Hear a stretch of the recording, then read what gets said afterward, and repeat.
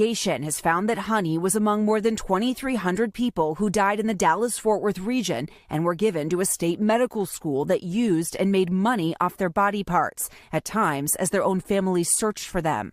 For Honey, within a month of his death, the Dallas Medical Examiner's Office deemed him unclaimed, reporting phones for family members they tried were disconnected.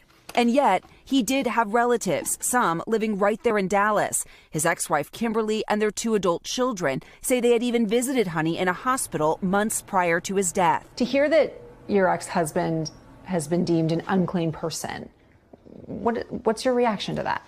That's crazy. We're here. We've always been here. His son has his same name. How could he be unclaimed? This is where Victor Honey's body was then taken, the University of North Texas Health Science Center, where, according to government documents, his body was then frozen, cut into pieces, and sent out to different medical groups across the country, all without his prior consent or his family's knowledge. Those documents show Honey's severed right leg sent to a Swedish medical device maker for $341. His torso shipped to a medical education company in Pittsburgh, which paid $900. And for $210, a pair of bones from his skull went to the U.S. Army for military medical training. His right leg was sold. Yes, ma'am. His temporal bone, his torso. Yes, ma'am. Do you think he would have wanted this?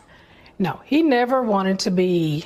The 10 years we were married, he never wanted to be an organ donor. We talked about it. And Honey is not alone. NBC News reviewed thousands of pages of government records and data which reveal repeated failures to reach family members before declaring a body unclaimed. Our team has identified 12 cases in which families learned months or years later that a loved one had been provided to the medical school. 5 of those families found out what happened from NBC News, including Honey's, a year and a half after his death. I don't believe they tried to find us. I don't believe they did. You can find people.